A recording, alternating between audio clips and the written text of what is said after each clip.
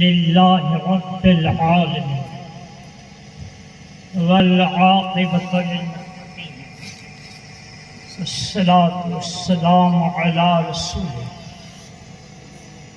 وعلى آله وأصحابه أجمعين. أعوذ بالله من الشيطان الرجيم. إن الله ملائكته يصلون على النبي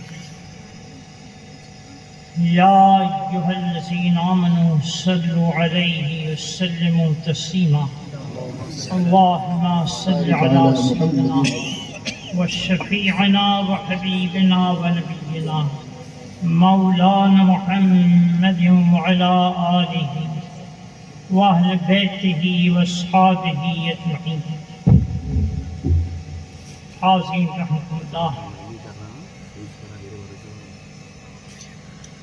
محلہ کے بچوں کو اللہ نیک توفیق عطا فرمائے. آمین. موضوع تو میلاد النبی رکھا گیا. میں آپ لوگوں کے موضوع کے تقرر سے ایمان کا تقاضا ہے کہ متفق ہوں، لیکن اجازت چاہوں گا کہ جن لوگوں نے آپ کے اسوہ پاک پر اللہ کی فرما برداری میں اپنی زندگی گزاری،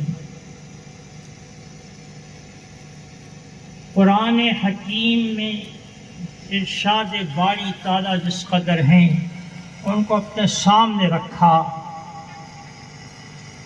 پھر چاہے اس اطاعت و فرما برداری میں انہیں دنیا سے کچھ نہ ملا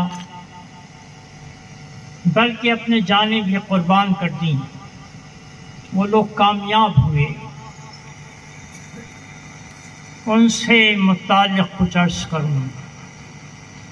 دیکھیے، اولیاء اللہ کی شان میں وہ حکم ربانی ارشاد باری تعالیٰ بہت زیادہ پڑھا جاتا ہے. فاعوذ باللہ من الشیطان الرجیم. بسم اللہ الرحمن الرحیم. الا ان اولیاء اللہ لا خوف علیہم ولا هم یحزنون. زیادہ تر یہاں وقفہ کر دیا جاتا ہے، رک جاتے ہیں. اس کے بعد کا جو مضمون ہے وہ اس سے بہت زیادہ کنیکٹڈ، بہت زیادہ تعلق رکھنے والا ہے. بات ادھوری رہ جاتی ہے، اس لیے کہ جو اس میں فرمایا گیا، اہتمام ایسا کیا اللہ نے کہ سیدھے سیدھے حکم نہیں سنا دیا، بلکہ ہماری طبیعتوں کو اس حکم کی طرف توجہ دینے کے لیے اہتمام یہ کیا کہ پہلے الا کا لفظ استعمال کیا. آج کل اردو لوگ سمجھتے نہیں ہیں، اپنی مادری زبان، روزی روٹی عہدے داری کے واسطے دیگر زبانیں بہت سیکھی ہیں. ایسا مت کرو، سیکھو لیکن اپنی زبانوں کو مت چھوڑو. یہاں کے پہلے پرائم منسٹر صاحب کا قول ہے کہ اگر کسی سے اس کی تہذیب اور اس کی زبان، اس کی تہذیب اور اس کا مذہب لینا چاہو تو اس سے اس کی زبان لے لو، بس کام ہو گیا. تو آج کل میں ایسا ہی ہو گیا ہے. جب ایک وقت ایسا آئے گا کہ وہ انگریزی پڑھنے والے اس طرح جلسوں میں نہیں ہوں گے، وہ اپنی عہدیداریوں کے راز میں اپنی جگہ پر رہیں گے. باہر کیف تو وہ میں بتا رہا تھا، الفاظ کی افادیت، اللہ نے جو ہماری توجہ کو اس طرف لگانے کے لیے الفاظ استعمال کیے ہیں. الا یعنی بی الرٹ. ہاں، آگاہ ہو جاؤ، خبردار، یعنی کوئی بات بہت ضروری ہے۔ پھر اس کے بعد کہا گیا ان، بے شک، یعنی جو کہا گیا ہے اس میں کوئی شک نہیں۔ اولیاء اللہ، اللہ کے دوست، لا خوف علیہم ولا هم يحزنون، اللہ کے دوستوں کو کسی قسم کا حزن و ملال نہیں۔ ہم دیکھتے ہیں اللہ کے دوستوں کی زندگیوں میں الفاظ اور دوسرے استعمال نہیں کر رہا ہوں، بظاہر جانیں ہلاکت کو پہنچ جاتی ہیں، چیتھے اڑ جاتے ہیں، پیاسے ذبح کر دیے جاتے ہیں۔ حضرت حسین رضی اللہ تعالیٰ عنہ کے جسم اطہر پر 18 گھوڑے دوڑائے گئے، کیا ہوا ہوگا؟ 18 گھوڑے کی سموں سے، ٹاپوں سے آپ کے جسم کا کیا اثر ہوا ہوگا بتا؟ اور اللہ کہہ رہا ہے کوئی حزن و ملال نہیں۔ ہاں، اللہ کی بات بجا برحق، اس لیے کہ اللہ کی فرما برداری میں جو ہوتا ہے اس کا ان کو غم نہیں ہوتا، ہو جانے۔ حضرت زین العابدین رضی اللہ تعالیٰ نے یہی کہا تھا کہ اگر ہم درست ہیں، جو ہوتا ہے ہو جانے، تو میاں یہ بات پکی، تو ان کو کوئی حزن و ملال نہیں۔ بظاہر جس کو ہم حال ایسا دیکھتے ہیں کہ ایسا ایسا ہو گیا، اب وہ کیوں؟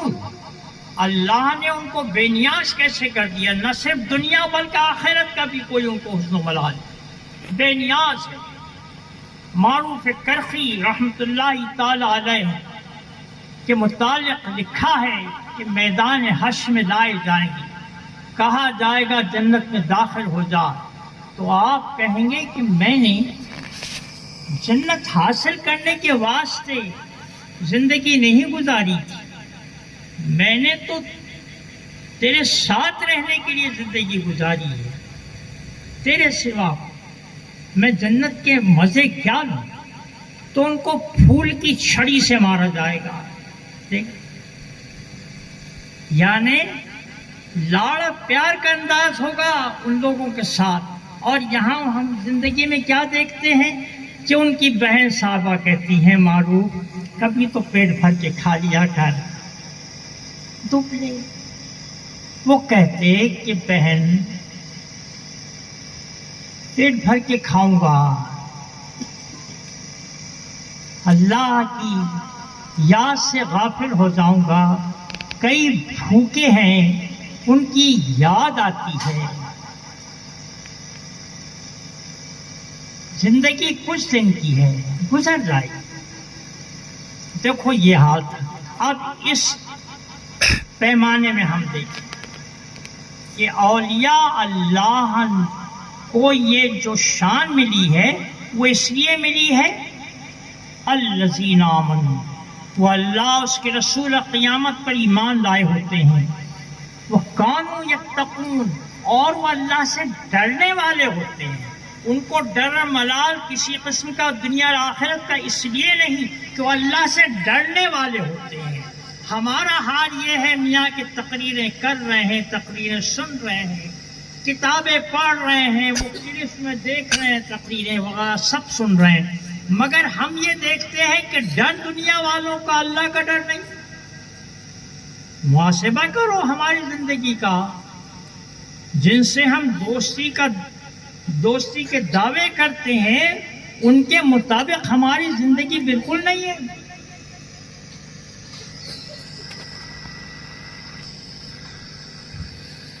قرآن شریف کے 30 پاروں پر عمل ہو جا، قرآن شریف کھولیے، سورہ فاتحہ تو پوری کلام پاک کا خلاصہ ہے۔ اب اس کے بعد آتا ہے الف لام میم ذالک الکتاب لا ریب فیہ، یہ وہ کتاب ہے جس میں کوئی شک نہیں، ھدی للمتقین، جو اللہ سے ڈرنے والے ہوتے ہیں ان کے لیے اس میں ہدایت ہے. ہو گیا معاملہ. میاں میں کہتا ہوں کہ شاید اسی بات پر ہم بات کو ختم کر دیں. ہم اہدنا الصراط المستقیم سورہ فاتحہ میں دعا کرتے ہیں اللہ ہم کو سیدھے راستے پر چلا ہدایت کر. اور یہاں لکھا ہوا ہے کہ متقی اللہ سے ڈرنے والوں کے لیے ہدایت ہے، اور ہم تقوی سمجھتے ہیں کہ کوئی اور چیز ہے. وہ ذرا وقت زیادہ ہو رہا ہے میں، اور ایسا ہوتا ہے کہ مضمون کی وجہ سے کچھ آواز میں شدت آتی ہے، لوگوں کے سونے کا بھی وقت قریب آ گیا، کچھ بیمار ہوں گے. بارکیف اس میں میں بولنے والا پہلے، پھر آپ سب سننے والے. یہ جو پہلے پارے کا اتنا جو خاکہ سامنے ہے، اسی میں اپنی زندگی کی تصویر کو فٹ کر کے دیکھو. کیا ہم اللہ سے ڈرنے والے ہیں جو ہم ہدایت چاہتے ہیں؟ ارے بابا، حکومت تو بہت بڑی چیز ہے. لوگ دوستوں سے اتنا لاڑ پیار کرتے ہیں کہ اللہ کو بھول جاتے ہیں. ہے حقیقت ہے. اولاد، بیوی، بچے، ماں باپ تو واقعی بڑی چیز ہے، دوستوں کے واسطے. اور یہ کہتے ہیں تھوڑی دیر کے بعد ہو جاتا. ہدی للمتقین، ڈرنے والوں کے لیے ہدایت ہے. پھر ان کے لیے جو غیب پر ایمان رکھتے ہیں. غیب پر ایمان سے مراد یہ ہے کہ اللہ عز و جل پر ایمان سے گزر کر حساب و کتاب ہوگا، ہم اٹھائے جائیں گے، اس پر ایمان ہونا چاہیے. نہیں، بالکل نہیں. حال یہ ہے میاں کہ ایسا لگتا ہے کہ ہم زبان سے تو مسلمان ہیں، لیکن اپنے عمل سے ہم کفر کر رہے ہیں کہ ہم حساب کو بھول گئے. بالکل بھول گئے. آپس میں اس قدر ظلم اور زیادتی ہوتی ہے کہ ایسا لگتا ہے کہ ان کے پاس خدا کا حساب لینا ان کے سامنے ہے یا نہیں. اگر یہ بات ہو جائے نا، صرف اتنی بات، تو ہمارے سارے کیسز حل ہو جائیں کورٹ کے. کوئی ضرورت نہیں لڑنے کی، کوئی تھانے میں جانے کی ضرورت نہیں. مگر میاں ہم نے اپنے عملی طور پر اللہ عز و جل سے اپنا تمام معاملہ توڑ کر ظالموں کے ہاتھوں میں دے دیا ہے. اب یہ بے عزتیاں اسی کے سبب ہیں. اب میں اس پر اولیاء اللہ کی زندگی کو میں بتاؤں. غزنی میں چین سے بیٹھے تھے وہ لوگ بابا، شادی رچی ہوئی تھی. کیا ضرورت تھی شادی کے ارمان کو ٹھکرا کر سفر کی صعوبتوں کو برداشت کر کے یہاں آنا؟ کیا ضرورت تھی؟ چین سے رہتے تھے. ارے بھائی جانا، وہ ایسا ہوا پھر دیکھیں گے، جان دے مت جاؤ ادھر. تجھ پر ظلم ہوا ہے کیا؟ مت جاؤ ادھر. اسی کو روک لیتے. نہیں، ظلم ہوا ہے، اب مظلوم کا ساتھ دیں گے. تو اس کے لیے صعوبتیں اٹھائیں. یہ آپ کے پڑوس میں حضرت کچھ لوگ بھولے بھالے صاحب بولتے ہیں. بھولے بھالے اپنے یہاں کچھ نہ جاننے والے بیچارے کچھ بھی کر دینے والوں کو بھولے بھالے کہتے ہیں. وہ ہے بالے بھولے، بھالے نہیں، بالے، بال بچہ چھوٹے.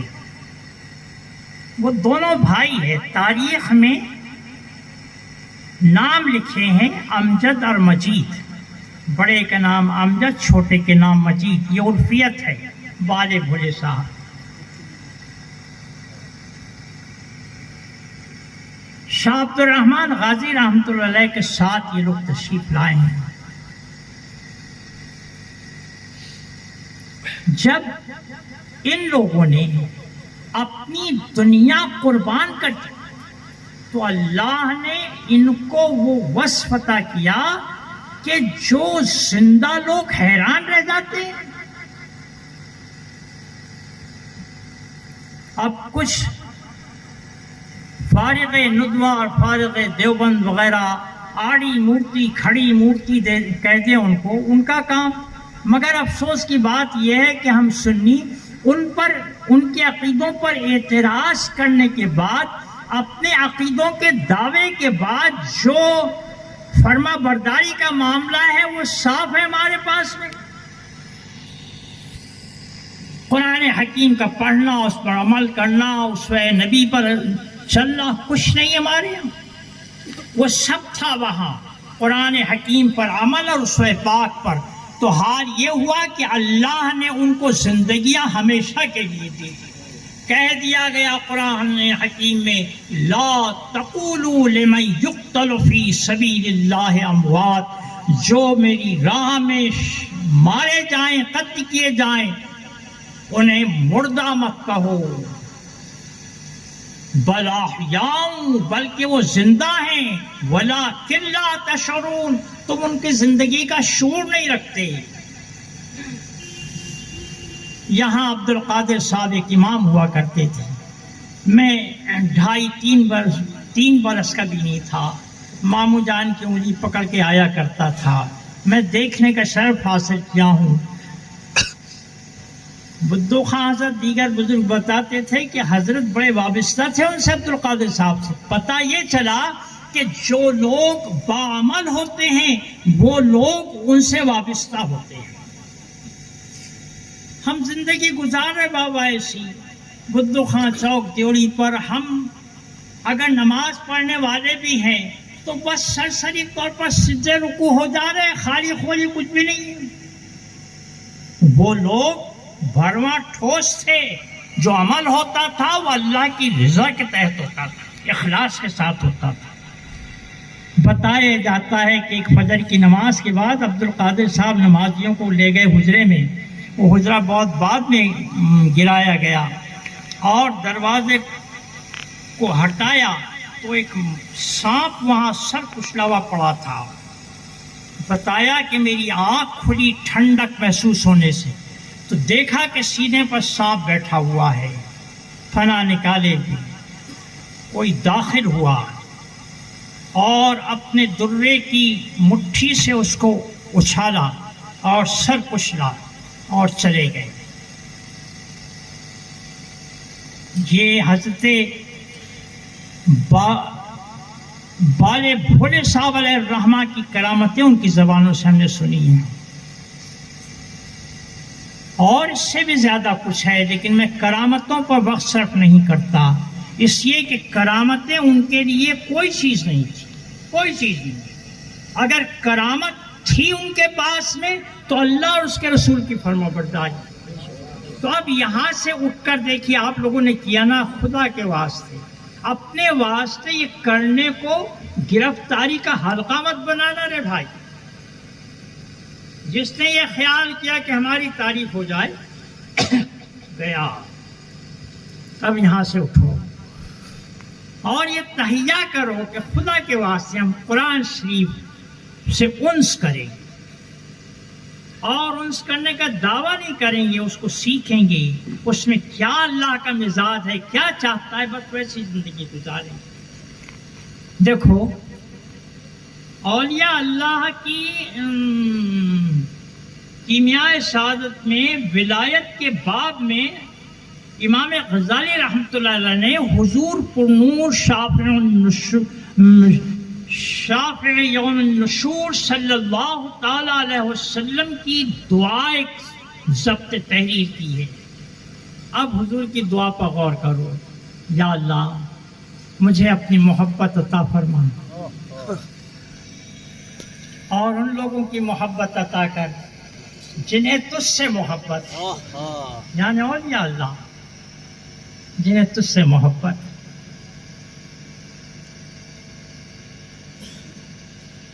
اور ان چیزوں سے محبت کرنا سکھا دے جو تیری دوستی سے قریب تر کرنے والی ہوتی ہیں۔ اب دیکھو، میں خیال کرتا ہوں کہ لفظ چیز جو ہے اس کی اس میں ساری چیزیں آ جائیں گی. میں اس میں سرے فہرست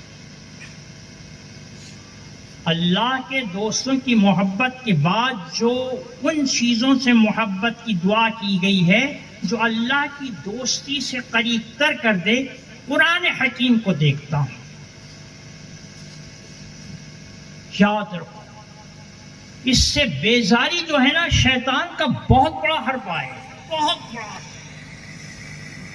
میں بے چین ہوں کہ کون سے الفاظ استعمال کروں کہ میری آپ کی نفوس جو ہے وہ اس سے چمٹ کے رہ جائے،